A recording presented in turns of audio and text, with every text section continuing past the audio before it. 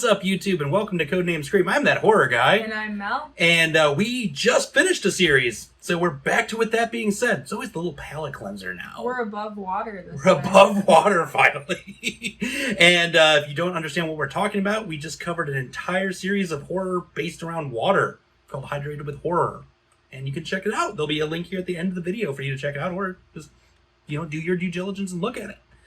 But with that being said, it's always kind of the palate cleanser and sets up the rest of everything. It's just something we do when we have no ideas at the moment. It's like we have this really great idea. With that being said, yeah. It started as a concept. Just random movies that we just want to do. It's on a t-shirt, so you kind of have to, do it. And if you don't have a t-shirt, there's a link in the description below for you to go on our Teespring and get yourself some swag. That was like a Howard Stern transition. Very good, sir.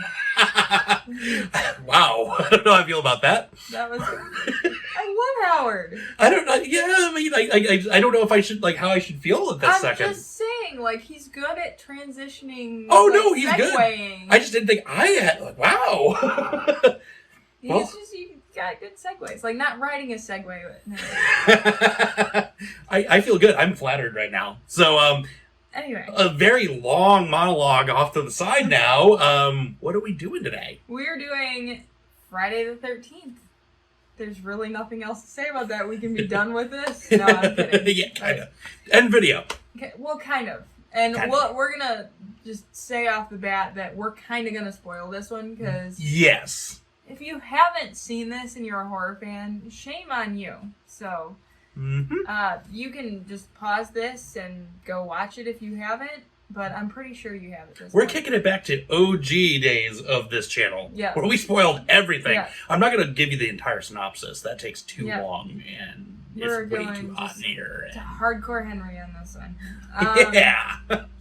This was released May 9th, 1980, directed by Sean S. Cunningham, written by Victor Miller, produced by Sean S. Cunningham, and then we have to do the music on this one. Because, classic. Harry Manfredini. Yes. One of the most iconic horror soundtracks. Absolutely. Other than, I don't even have to say it. Yeah. You know what I mean. No, just say it. It's inevitable. It happens. Budget and box office, crazy. Crazy good. Crazy good. Yeah. So we were starting off with a $550,000 budget. So very small, just under $1 million. Banking in at $59.8 million in the box office. Yeah. So amazing job there. And then if you were to adjust that for 2021 inflation, we're looking at $200.7 million. So absolutely incredible. So let me go on a small tangent real quick. So the budget was $550,000. Yep. We have seen movies that have budgets of $40 million, and we don't know where that budget went, and that it's a way crappier movie than this, and my mind still has problems wrapping around budgets. Oh, this one particularly, crazy good budget. Yeah, they killed a real snake, but the things you do when there's budget cuts. Am I right? And real cuts. But I take back what I said earlier.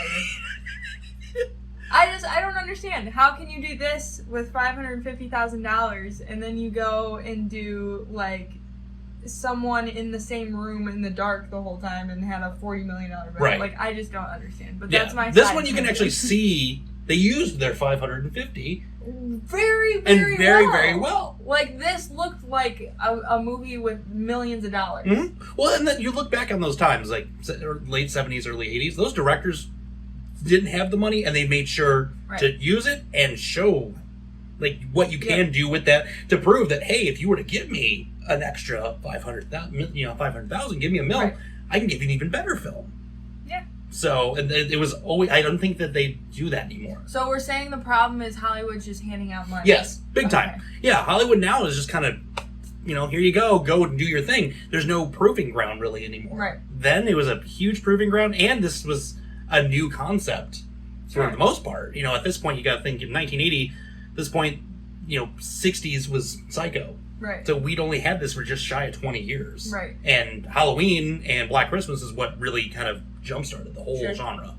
So, Right. Tangents aside, what did the critics and the audience think here? Median, middle ground. Critics 63%, audience 60%. Kind of lower than I would have expected, but whatever. New concept. 2 years prior, they got a fantastic film. Yeah. And, John S. Cunningham was like, I got to do this, and gave his take on it. Yeah. Which, so we're not going to talk about, too much about the film. We do cut down the synopsis a little bit to give you the opportunity to watch it for yourself. There will be a link in the description below for you to stream it at home or go purchase it. I will leave a link for you guys to actually get the box set from Scream Factory. Yeah. Amazing box set. It's got all new art, all the films, everything. Remake, Freddy vs. Jason. It's got everything, including the wards. You can't beat it, but it'll be right down there for you. Just spend all your hard-earned money from the holidays. But we started off this one in 1958 with two camp counselors that get offed by somebody. And that's one thing I absolutely love about this movie, is it's always from the killer POV. Yep. And it was so cool. So we get to see that, and that's kind of just like an iconic opening. Girl screams, and here comes the giant Friday the 13th crashing into the screen. And, now we go back here, and the camp is now cursed, per se. Camp Blood. Camp Blood. You got your crazy townie. You're all doomed. He was, what's his name, Ralph? Yeah, Ralph. I love him. He's great. He's so funny. So we get our whole new group of counselors and kids and whatnot. Everyone's there. And this just unknown assailant, again, from the POV, is killing people left and right. Kevin Bacon gets an arrowhead through the neck. Can we talk about how I forgot Kevin Bacon was in this movie until I rewatched this, and I'm like, oh my god, it's Kevin Bacon. Mm-hmm. Yeah. It cracks me up. I forget he's in it sometimes. Because, I watch typically, the ones further in the franchise. This is usually the first one I grab, because no Jason. Mm-hmm. So I'm like, yeah. So I haven't watched it in a long time, and I watched it for this video, and I was like, Kevin Bacon is in this? How did this not ruin your career? Right. I don't, not saying that this is, a career ruiner, but usually when you're that young in your career and you're doing, a slasher movie like this niche slasher movie, you're doing horror cons the rest of your life. Horror will either make or break you. Yeah. And it always has been that way. It still is to this day. Totally. You could do one film, never be seen again, or you could do a film and, for the next 30 years, you're at a con signing everything and doing panels left and right. Yeah. So it... Yeah, but, even, I almost meant that as a slight, doing cons his whole life, because he's so much bigger than that now. Oh, yeah. He's so much more above that. Oh, definitely. But, a lot of those actors, even big actors in the horror genre, most people don't even know who they are. Right. Exactly. So it's when we say Nick Castle, our eyes light up. Mm-hmm. But, the average person has no idea. Everyone knows who Kevin Bacon is. Oh, yeah. And so many of these, A-list actors and actresses, and you didn't even know they were in some of these movies. Right. I love how many people didn't realize that Matthew McConaughey and Renee Zellweger were in the fourth Texas Chainsaw. Yep. And people are like, no, I'm like, yeah, same year that Jerry Maguire came out even. It was a big deal. Well, I feel like even speaking of Texas Chainsaw, people don't realize that Jessica Biel is in the remake. Right. It's just these just the things driving force of. of that remake. Yeah, exactly. It's awesome. Yeah. But Mel kind of already alluded to it momentarily there. Yeah, there is no Jason in this. It turns out the assailant is actually Jason's mother. And Mrs. Voorhees is seeking revenge on the counselors because it's their fault. Keep in mind, this was in the 50s when this happened, when her son drowned in the lake, Jason. And so she's seeking revenge on anyone that comes to the camp. And ends up losing her head in the process. Yeah. And then Jason does appear. It's not, completely untrue that Jason is in this film for a millisecond. Yeah. When he comes out of the water. He pops out of the water at the end. Yeah. It still counts. Oh, and he was gross. And he was it's the start of Jason just getting grosser and grosser throughout the series.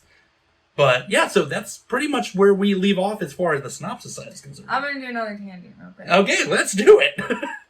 What I don't understand and what I hate about the end of this movie is when Jason comes out of the water, he looks like a skinny, tiny little boy. Mm-hmm. Like, he has the body of, like, Smeagol. Like, I don't understand how he became this, like, big dude in a hockey mask.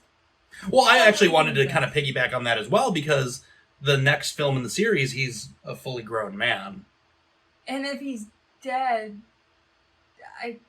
there's a lot of questions to be had. I don't get it. Is what it comes down to. Don't get it. That they just should have cut that scene out. Yeah. Like, I didn't need that. But we needed that in the sense of they needed sequels. They needed money coming in.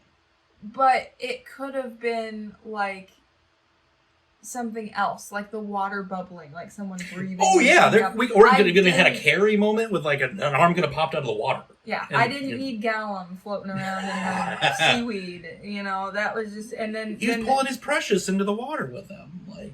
But you know what? It also made me think, how much creepier would it be if Jason was, like, tiny and skinny and little? Well, like, we had that discussion about that so creepy. We covered part 6 during our Hydrated with Horror series, one of the first ones we covered in that. And we actually had that discussion momentarily where you had felt that the skinnier Jason was more intimidating than the Brute. Yeah. And I feel the Brute is way more intimidating. I just feel like, and we'll talk about this in another movie we're doing this week, but there's just something so much scarier to me about an average person being able to slaughter so many people without being stopped. Like, that is so much more terrifying to me. I don't know. I'm on the other side where it's like the big thing should not be able to be killed.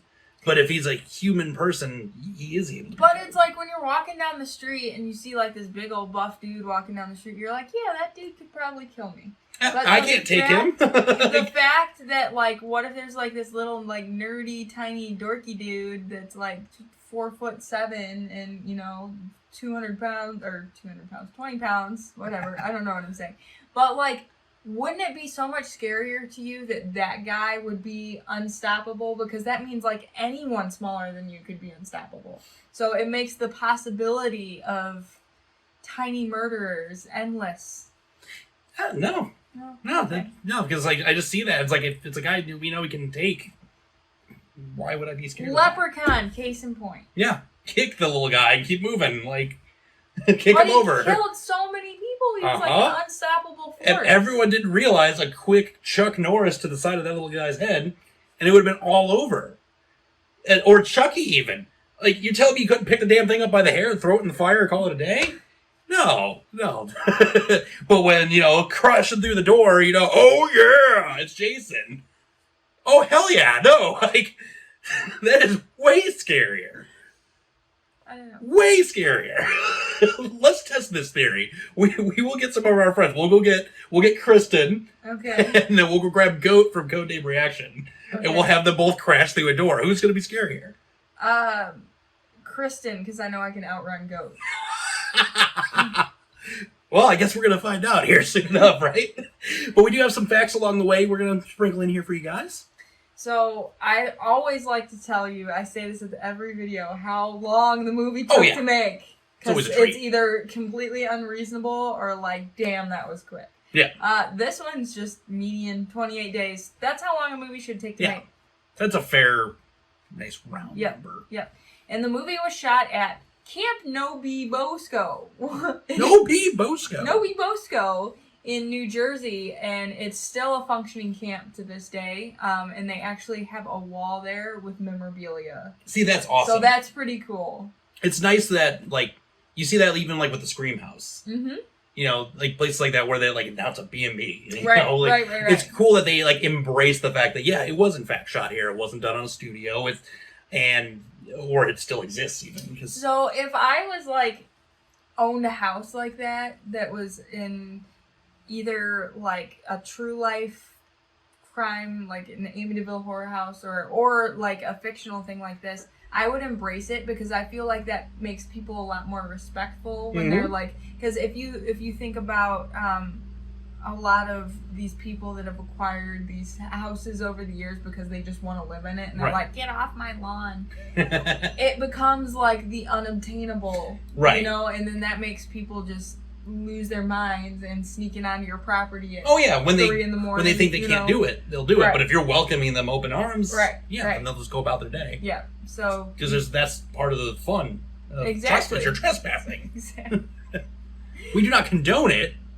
Kind of. We've probably both done it on multiple occasions, but we don't condone it. Well, Betsy Palmer hated this movie when she first read the script and said it was quote unquote a piece of shit. She said she never would have accepted the role of Pamela Voorhees except she was in desperate need of a new car. So that's why she was like, yeah, you're going to give me money to be in this garbage movie? Sure, I need some new wheels. I need a new whip.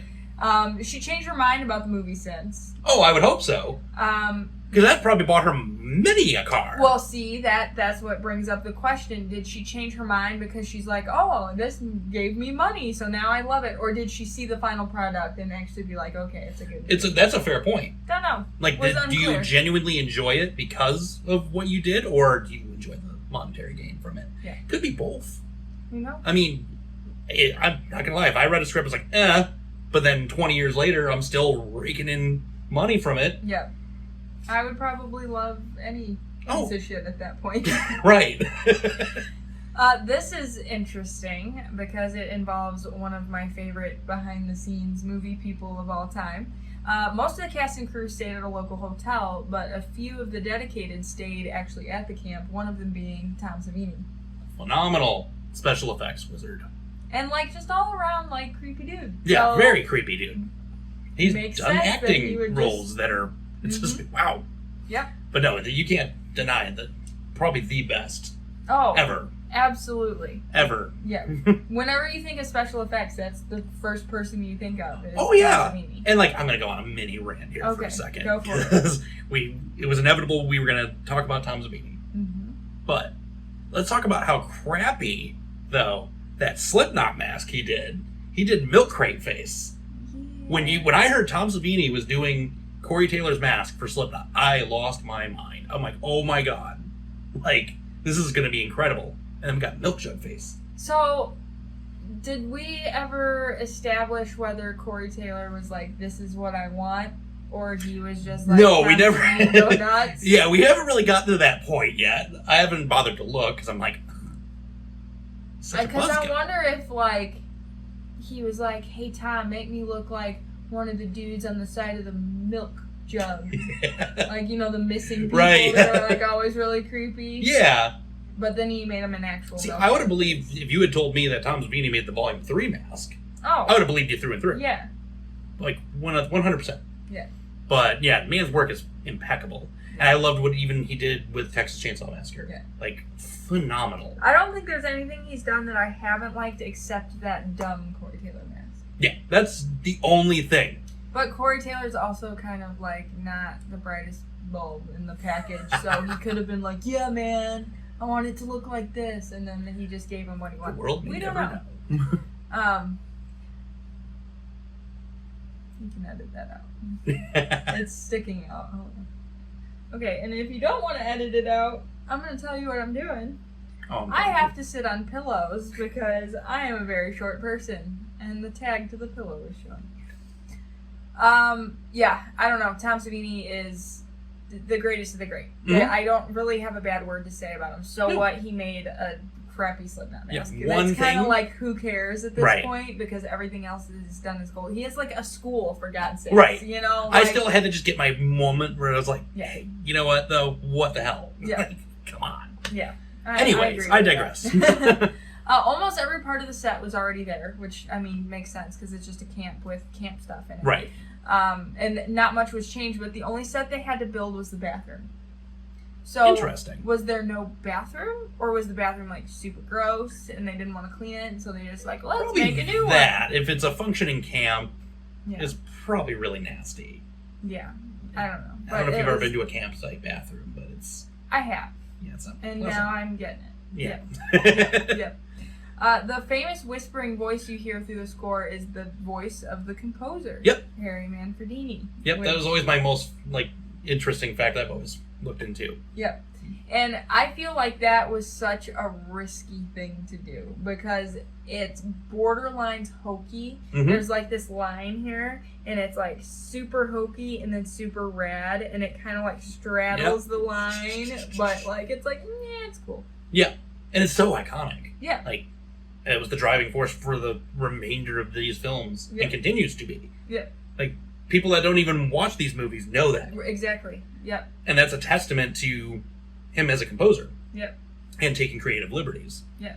And you don't see it often when the composer does that. When they do, it's just like amazing. Like Danny Elfman did that. Yep. You know, did that with Jack Skellington. Yep. Like, couldn't find the right singer, did it himself. Right. And here we are, how many years, decades later, still, you know, it's amazing. Yep. Yep. I think I knew actually the soundtrack to this before I actually watched any of the movies. I believe it. I knew that. I don't know. I can't really say for sure. I can't pinpoint. But I feel like I knew what that was before I saw these movies. Well, even if you're, you know, being a metal fan, you listen to Ice Nine Kills, Thank God It's Friday. Yep. Takes parts of that composition. Yep. Which is phenomenal in itself as well. Like, I could go on a rant about just Ice Nine Kills in a video. Yes. And yeah, they even take some of the Manfredini compositions and make it heavy. Yeah. Like, you've heard this at some point in time if you've never seen these films. Yep. So this is like kind of obvious, but it was admitted. Victor Miller admits that he was purposely riding the success of Halloween when he wrote this movie, and it's like kind of blatantly obvious. Well, they both, and look at Halloween, blatantly was riding on the coattails of Black Christmas. Yeah. Everyone was riding on each other's coattails at that point. You know, and Black Christmas was riding off of Texas Chainsaw. Yeah. Like, everybody, it's just like, everyone wanted to do it, but better. Yeah. So. I don't know if this was better than Halloween. It's not, but no. You know, he was. Yeah, I catch his drift. Right. And he wrote the script in about 2 weeks. That's a fair amount of time. Yeah. Yeah, I think it's like a short amount of time, kind of, to write a script. I don't know. For what we got and the concept behind it, yeah, that's a fair amount. Yeah. It's pretty quick, right? So. Yeah. I kind of alluded to this earlier, but the snake scene was not in the script originally, and they based it on an experience that Tom Savini had there at the camp, which I think it means he had a little chance encounter with a little unwanted guest. Oh, yeah. But the snake was real, and the kill was real. Yeah. But, I mean, snakes are icky, and I don't exactly feel the same way as I did about the Cannibal Holocaust. I was going to say, this isn't at least not a giant... okay with this. Yeah, a giant turtle being massacred. Yeah, it's just basically a mean giant worm. So I'm like, go for it. No, I'm kidding. I don't condone yeah, we do not by any means animals, condone it. But if you're gonna kill an animal, do a snake over a giant tortoise. I'm just saying. Don't condone it, but well, where I'm from originally, we used to have to kill snakes because they would like come for us. So I'm not. Yeah.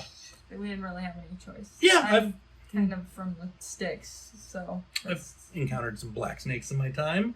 Yeah. And they're not very friendly. Was it on a plane? Oh, no. Okay, good. Good. No. There were no MF and snakes on this MF and plane. Thank God. Speaking of awesome taglines and things like that, the working title of this film was Long Night at Camp Blood. So glad they changed it. That's too wordy. Long Night at Camp Blood. It's like hard to say. Yeah. Like Long Night. No. Yeah. And could you imagine when the series kept going? Long Night at Camp Blood Part 2. Long Night at Camp Blood, the final chapter. Like, how lame. And it's wordy as hell. Yeah. I'm just it just doesn't even roll well. It doesn't taste good. No. This is weird. So Sally Field was offered the role of Alice, but she turned it down. That would have been so weird. Yeah, to have the flying nun in Friday the 13th. Okay. Yeah, no. And she's like so wholesome. Oh, yeah. So, like she's, I don't know. If you know any non-wholesome Sally Field movies, let me know, because she just seems so wholesome to me. She seems that way, yeah. The film was rumored to have inspired the real-life Lake Boda murders in Espoo? Spoo? Easy Poo. Esperanza. Oh my god! Now you're adding words. I'm gonna say Espoo or Espoo. Espoo, yeah. Espoo, Finland, which occurred on June 5th, 1960.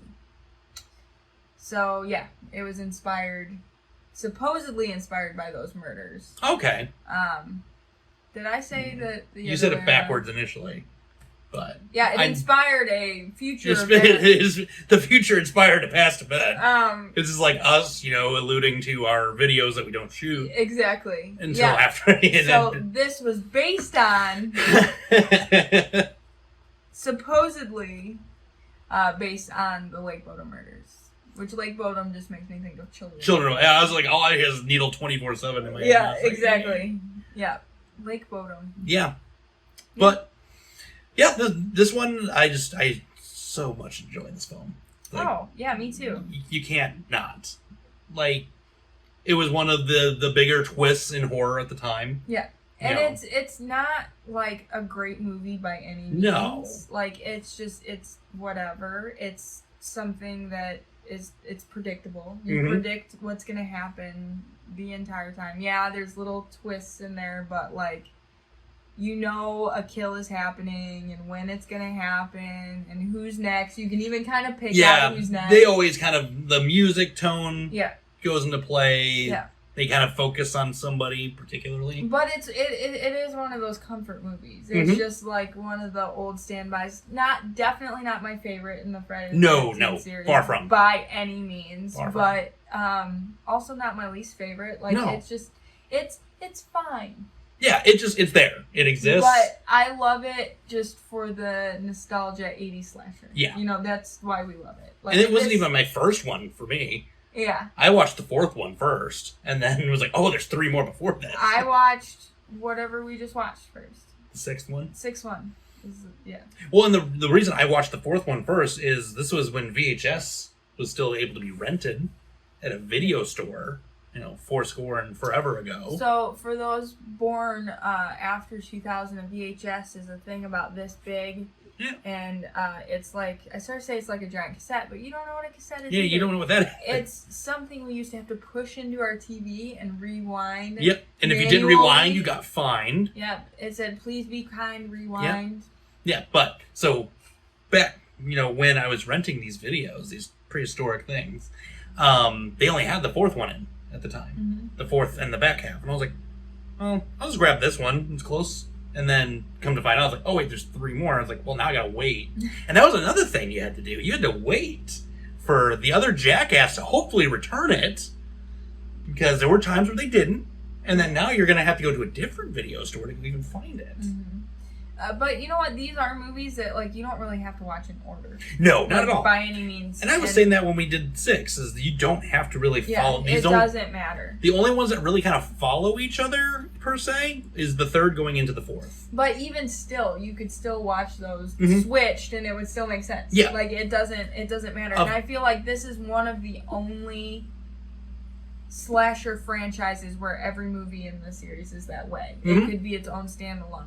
You could say that almost about Halloween, but there's Halloween 2. And that doesn't really make any sense without 1. Mm-hmm. So the only thing they do with this series differently is they usually take the survivor from the previous film and kill them off first. Yeah. That was the only difference. That would be where it might get a little confusing. Sure. But it's also not necessarily needed. Right. These you could literally, you picked up at 6 a couple weeks ago. Yeah, and it could literally been anyone and it didn't matter. Yep, and then now we're...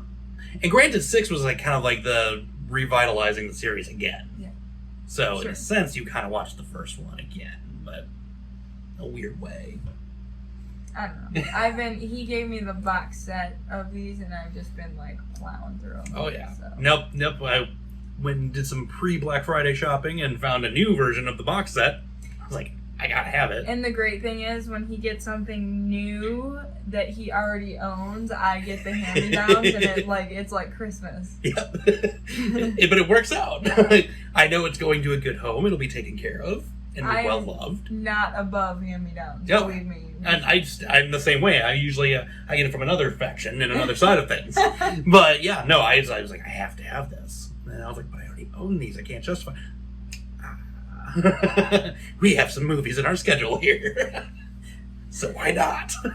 Yep. But so that's how I was feeling. You're feeling it. Yeah. Both love it. And there's not a whole lot to talk about this. No. Because I feel like it's a classic. Mm-hmm. And classics are the hardest ones to talk about for me. Yep. Like, as far as, like, what we feel about them. Because, like, your answer is just basically, it's a classic. Well, yeah. And we've grown up with them to this point. We're not the first, far from the first, and probably far from the last to review it. Yeah. Oh, yeah. You know, there's always going to be someone that's doing it. Right. So, like, we have the ability to do that versus these newer films. We have a little bit more of a fresh take. Sure. We might be one of the first to go out. And so it's, we're kind of starting this whole thing. Yep. So, but if you have not seen it, I'd be shocked. But again, if you have not seen it, the link is in the description below. Check it out for yourself. And for those of you that have seen it, we'll go ahead and talk about this one. We already spoiled it. To all hell and back. It's public knowledge at this point. All of these are really public knowledge, but sometimes we give it to you and sometimes we don't. And this time we decided to make sure you had it. But we'll talk about it more here and on Facebook, Twitter, Instagram, or email, whichever you guys prefer. Getting close to the end of the year here. We got some new ideas kind of rolling about. If you guys got some movies you want us to cover, it can be classic, can be new, just make sure it's horror. Let us know in the comments as well, or any of the platforms, let us know. Yep. We'll get that list going. We've got a few still on there yet, but we'll still build it. And our new theme is coming back next video. Yes. We have a short little, it's actually not short, it's like a month long theme. You could probably guess what it is. Just kind of look at your calendar and figure it out. What holiday's coming up. Yeah, we got something, but Boxing Day. Yeah. We're celebrating Boxing Day over here. Yeah, exactly. All Boxing Day theme movies. Wow. Well, with that being said, scary later, YouTube.